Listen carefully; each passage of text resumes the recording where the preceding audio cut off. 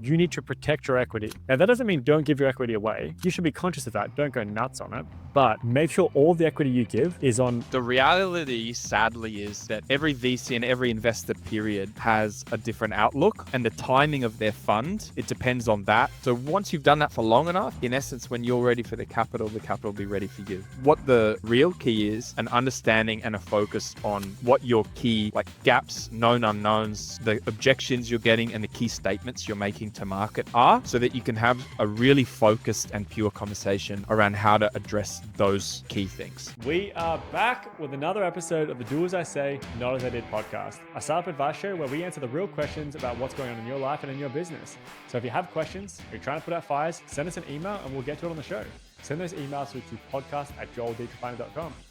And I'm your host, Joel Ditrapani, the guy with that difficult to spell last name and email.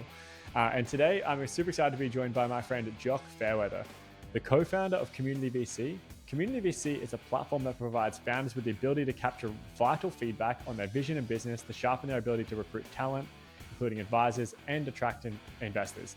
Put simply, they help founders determine what investors want to see, and then they help fill their strategic and credibility gaps with global experts. But more importantly, Jock was my first ever mentor for Vigo, and his energy changed my life for good. After heading to see Jock at the City Library, where he was a mentor at the time, I was so excited and amped that even though I was wearing full business clothes and boots at the time, I literally ran and sprinted all the way back to my office, to my 9-to-5 job. And that's because, Jock just took the time to sit with me, and his enthusiasm and belief in what we were doing, which is just this crazy shitty idea at the time, firmly set me on the Vigo path, which at the time I was feeling pretty shaken up about and unsure of where I was going to go.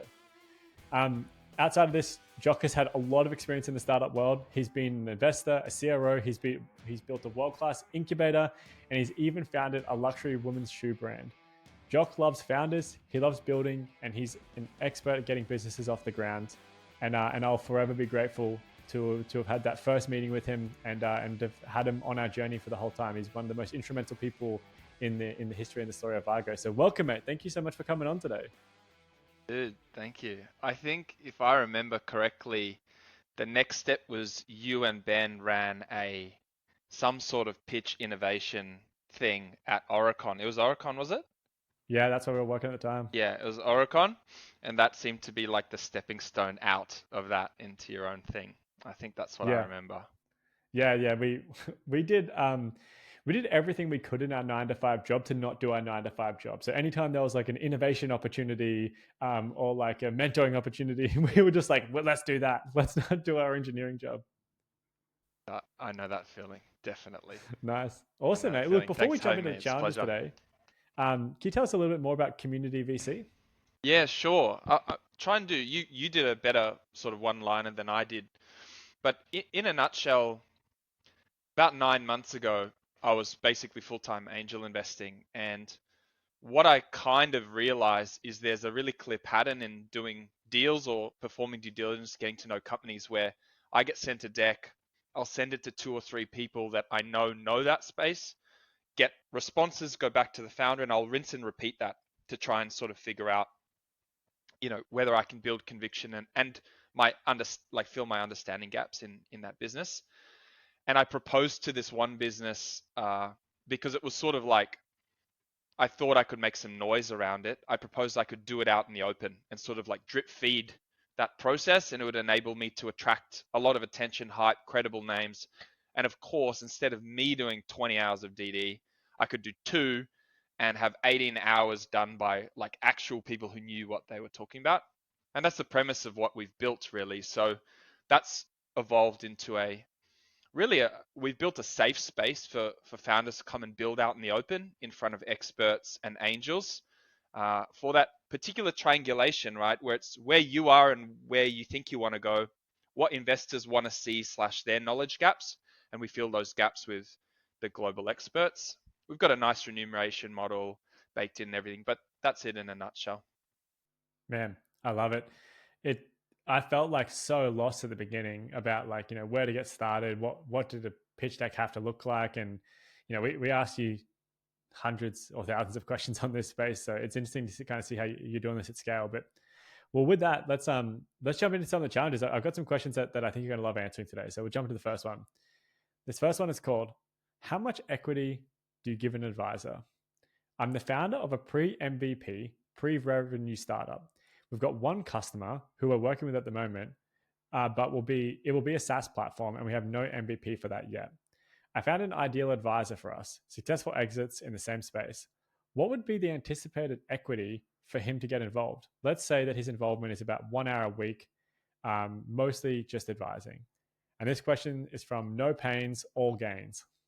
So I think there are standardized examples of this. If you go to Founders Institute, right, they have their own standardization models of doing this. But honestly, I think that it's highly personal. Uh, and so there isn't a right answer. You have 100 points of equity, and you kind of need to protect that forever. But you also need to protect like your longevity in the game and your well-being and your gaps and so on. And so my honest belief is there isn't rules and it's completely dependent. I'll give you an example. For Community VC, we gave a 15% equity stake to an investor that didn't invest a huge amount of capital in return for that equity. But in terms of the roles he can play for hiring, fractional CTO, and the fact that he can easily close the next capital round that we need, we felt like it was really worth it. Not to mention for me, as someone who's like, I would consider myself sort of like a maze runner. Like I think about the future a lot and every potential option uh, that we can go. I always need someone that I can trust that understands us deeply, in which I can bounce my ideas off. And so that really intimate third party is important for me and my co-founder, particularly just because of me as who I am. And so I don't really think there's rules. The key is, in my opinion, about really understanding like the motivations and the long-term alignment of whoever this human is.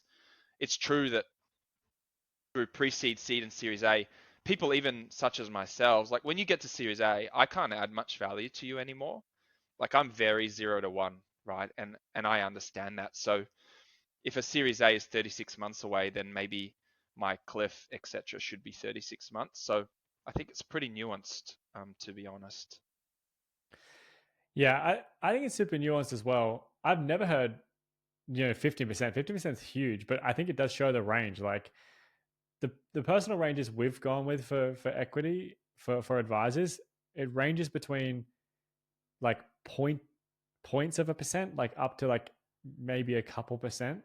But like for us, it depends so much on, I guess, like you just need to, I don't see it so much as being like a how much percent equity should you give this person, and like how much of their business can they work for. And like you obviously are very early, so it's hard to work out how much to pay them and stuff like that. Like the approach I would just take is like, when you're an early business, like the maximum you're worth would be like maybe $1 million. And I just say a million because like that's what a lot of accelerators would kind of value you at. So if you've got $1 million, 100% of your equity is worth $1 million. Like if this person's doing a couple hours a week for you, what would be their charge out rate? Okay, like maybe it's $1,000 an hour. So if they're earning 4 or 5K a month over a year, you know, what's that? 60K. Like, okay, let them own 60K worth of equity from you. And whatever that converts to in percentages, like that's maybe one way to work it out, but it also is super nuanced, and there's so many ways to do this, but you can only do what works for you and works for them, as long as they feel valued and you feel valued. The only real advice I would give you is that you need to protect your equity. Now, that doesn't mean don't give your equity away. You should be conscious of that. Don't go nuts on it. But make sure all the equity you give is on a vesting schedule. So have a cliff that if this person isn't helping you after a year, they get nothing. Have a cliff that they have to own it over a 4-year period. Like vesting, you need to protect that and have very clear goals and guidance about like if they haven't done X, Y, Z at this point, they don't get it, because once you give it out, you can't get it back. So if you have these protections in place, you've got a much better chance, because I think there's a lot of people that are around the startup world that want to get involved and like love the idea of giving advice, but they have shit advice and they can't actually make a difference. So like And when you're really early in your journey, it's kind of hard to know who's a good advisor and a shitty advisor, but you find out pretty quick when they give you constantly shit advice. So just put the right mechanics in place. Make sure that the equity is dependent on vesting and them actually delivering real value. Yeah. I think as a caveat to what I said, this guy, I've known him for 10 years. Like, there's a lot of compounding trust and alignment built into what I'd suggested. So yeah, 15%'s mega, but it's also, we think we'll only raise once more and then that's it forever. So like in a dilutionary sense, it's all fine for us. So yeah, but I do agree with you. I think in order to give an answer similar to what I just did, that's after 17 years of doing things like this. And so mm, my understanding of our needs and my needs and our capabilities and our gaps and where we can go, I think is slightly more advanced than someone just starting out. Yeah, I think it's a good example though. Like it just shows that there isn't like it's not just 1%, it's not 5%. Like it can be anything from like you know 10 shares, which is 0.001% through to 15%, and it depends on what your company needs and how much they're willing to put into it. And if your company needs that and you're willing to take that bet, this person's like for you, Jock, feels like they're kind of like pseudo like a co-founder, like and like an external kind of co-founder, and like in that world, like it makes more sense. So you got to find the range, and like I would just speak to as many people as you can about this, about your specific examples, because there aren't great things. But from what you've said, an hour a week, they've got a lot of like advice in the space.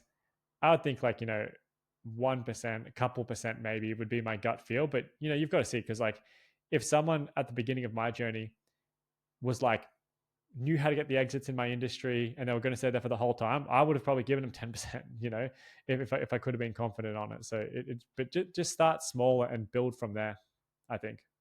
Build from there. I think Great. that's on point. Awesome. All right. Well, let's wrap that one up. No pains or gains. Your advice is there is no exact set number. It can range from tiny to big, but start as small as you can. And no matter what you do, protect your equity with as many mechanisms as possible, making sure that they stay with you for time and they actually continue to add value. And then be ruthless and cut them if it's not working out. Awesome, mate. All right, we'll move on to the next question. This one is called, how do you get feedback on your pitch deck? How do you get investor or other feedback on your pitch deck to make sure it's actually done well? Our main obstacle has been finding someone who's been through the process of raising VC funding. It seems you get varying feedback from a lot of people, so figure the best feedback is from someone who's actually raised from VCs. This one is from the Bear MD, and I was super keen on this one because I still remember the first time I had to pull together a pitch deck, and I was like, "What's a pitch deck?" and like, "What's it got to include?" And I was so confused. And I remember so clearly, Jock, because we were actually in your incubator at the time in Little Tokyo too, just like sitting in this room, like downloading pitch deck templates and stuff like that, and then just coming to you afterwards and being like, "What do you think of this?" So like, where do you give people advice to start? Where do they go? Oh, I think there's tiers of quality probably, such as like all the content Y Combinator puts out. I mean, that's sort of like a clear starting point, but the reality, sadly, is that every VC and every investor period has a different outlook, and the timing of their fund, it depends on that as to how loose they're willing to deploy. Like the nuance between them is extraordinary, and so inevitably, no matter what, you're going to get varying feedback. In fact, we do it right now at Community VC. It's part of that triangulation with our companies. We go to all the VCs and syndicates we know, and we're like, what are the two things you'd want to see to invest in this company, hypothetically? Read everything and tell us. And there's almost no overlap, right? And we do it as raising money for Community VC between two extraordinarily well-known funds. Their feedback of what they want to see is honestly not even remotely similar. And so I think, honestly, the best advice possible, in my opinion, is that you try to find the people. It doesn't have to be a VC at the start, by the way, of course. But what I would suggest, and it can be a human, like human within a VC, because often different GPs and VCs are different too. is you find humans you really connect with that have the skills and alignment to the thing that you're attempting to achieve, and you would get engage them as early and as light touch as humanly possible. Hey Joel, thinking about building blah blah blah. Here's where I think it will get to. Are you cool if I just shoot you something every whatever fortnight for you to check out? Just write me back some advice, light touch. What do you think? Yeah, cool, no problem. Over that period of time, you start building trust with that person because they're seeing you execute on all of like this vision, and it doesn't have to be in stone because we know things change dramatically, but what they're seeing is someone who's persistent and achieving and progressing and iterating at like a really high velocity and proving, the general hypothesis true. So once you've done that for long enough, in essence, when you're ready for the capital will be ready for you. Yeah.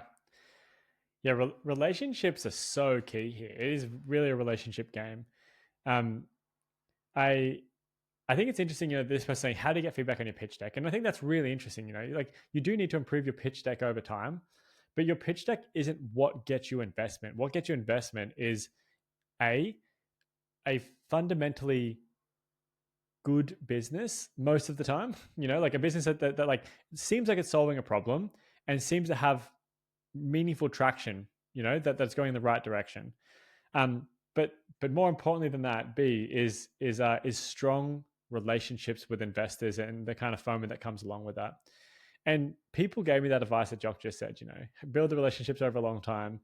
But like I always feel like we need to raise now. But like I wish we had started the relationships a whole lot earlier in our journey and started doing investor updates and building those over a long time. And there's that common kind of adage, like uh, you're always raising. And the other kind of common piece of advice is ask for advice and get money, ask for money and get advice. So like if you just go out and you just start asking for advice from day one from as many people in a VC firm and from as many people in that have raised and stuff like that, like that's awesome. And then over time you'll just have this really strong community because it's the community that you end up raising from. So just start with relationships wherever you can. Pragmatically, if you think about it, you build a deck. If you're doing this deck approach, so you build a deck in a silo and then you spray and pray it cold, it lands on my desk. The reason it takes 3 months or however long it takes to inevitably get my money is because what I'm doing is I'm spending that 3 months building trust between what you've shown me and what you can actually do, right? And so the earlier you start that, the warmer it will be when it like arrives. And I know for founders, like that feels like, oh, that's a nice luxury down the track. But it's actually not that hard. Tactically, it's pretty easy. The approach I would take is LinkedIn cold outreach is so effective. I talk about it all the time. Just hit up shitloads of people that work for investment companies and be like, I want to understand this industry. Would love your insights. Hit up, just get Crunchbase. Look at all the founders that have raised in your market and not in your market, in your industry, raised from the people you care about, get on calls with them and just like start that as a big part of your job, meeting these people because you learn a lot about the industry. Like I spend tons of my time meeting up with like founders of like similar businesses and competing businesses, and it's awesome. You get good relationships. So like just reach out and start building those relationships. If people aren't interested, that's fine. If they're not interested in a conversation, they're not going to invest in your business anyway. So it's a great kind of like self-select out point. On point. Nice. All right. The Beard MD, you've been advised. If you want to get advice on your pitch deck, the main piece of advice is build relationships first, and the kind of pitch deck will follow. But if you are at that level and building a pitch deck is hard and you want advice, go to that community of people. Hit up the people on LinkedIn. Go to the people that work in investment firms. Go to you're on a winner here as well. Go to people who've raised recently. They're going to have better advice, I think, than the VCs because a lot of the feedback that VCs give you when they don't want to invest is bullshit anyway.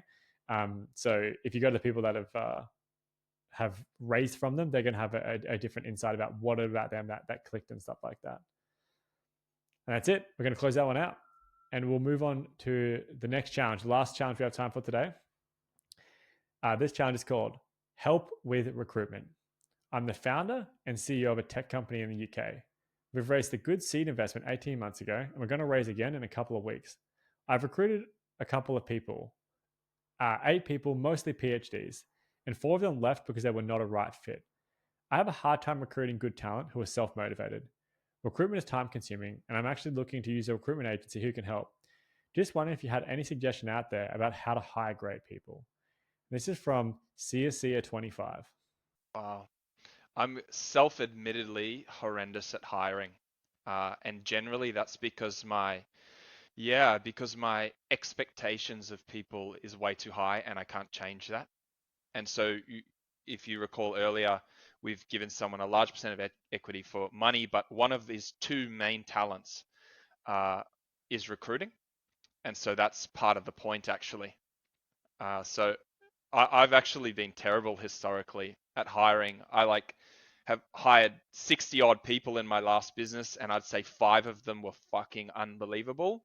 But that's not an ideal strike rate, is it, for an early stage growing business? um, with that, I'm just going to cut this question. We'll go to the next one. And unless you want to keep talking about it, like what you think. Dude, that's honestly true. I'm so bad because I can just people can never meet the expectations that I think are fair.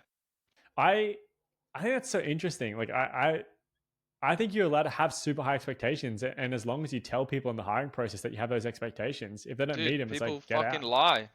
People Yeah. lie. People All lie, right. but you think anyway, we can move on. Yeah. All right. We'll go to the next one. But I'm keen to follow up conversation with you anyway. All right. All right. The last challenge we have time for is called "How do you work with mentors?" I have a question regarding mentors. Could you please share how you work with them? Specifically, what are the backgrounds of your mentors? How often do you meet? And what topics do you usually discuss? I'm sorry if this seems like a trivial question. I'm feeling a bit lost lately. My friend and co founder, who is also our CTO, and I have been working on our startup for over a year now. We're both first time founders. Unfortunately, we've had two failed app launches, and we're currently coding an MVP. I'm a grad student with a CS degree, and my co founder is a software engineer. We're both working on the startup part time, but soon I'll be working full time. We're looking for mentors, ideally product and engineering leaders who can guide us and help us get moving forward. What I'm looking for is someone really who can challenge my thinking and give me different perspectives while avoiding pitfalls. I'm not satisfied with our product's progress.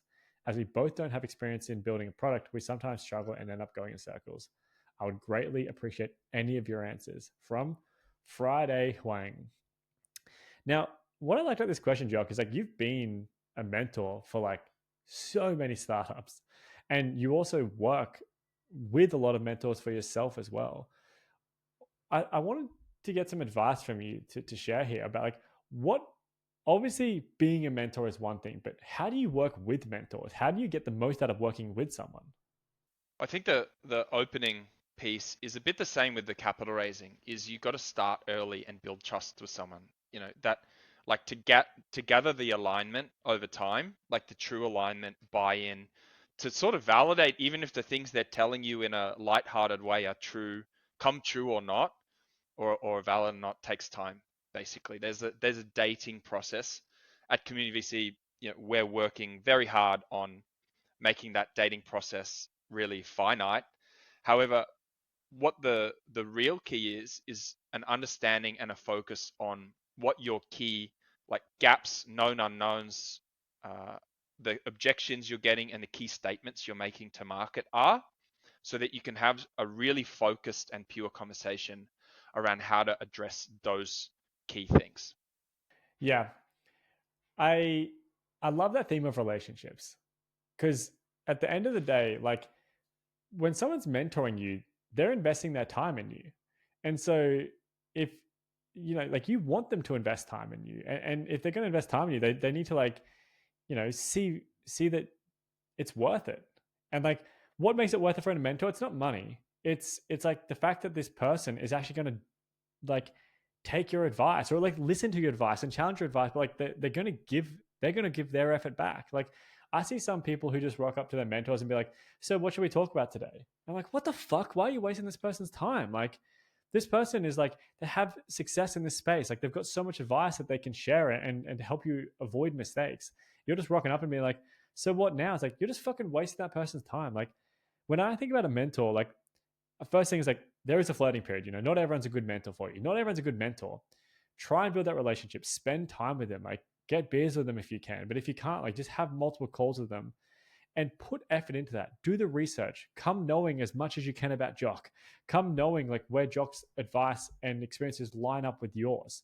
and then come with a bunch of questions and come with a bunch of context. Here's what we did. Here's what went wrong. And then next time, if Jock's told you to do stuff and you think it's a good idea, fucking do the stuff. But if you think what Jock said is a shit idea, tell him it's a shit idea. Like, you don't have to always agree, but if you're going to commit to something, commit hard, because like what they're getting out of this is seeing your growth and your progress. And that only comes if you actually put the work in. Yeah, I totally agree. And I mean, if you think about the earlier question about the advisor ESOP or the advisor sort of engagement, the reality is if you're booking me for an hour a week and I'm really enjoying what we're doing and we're both getting something out of this and we're seeing progression, it's not just going to be an hour, is it?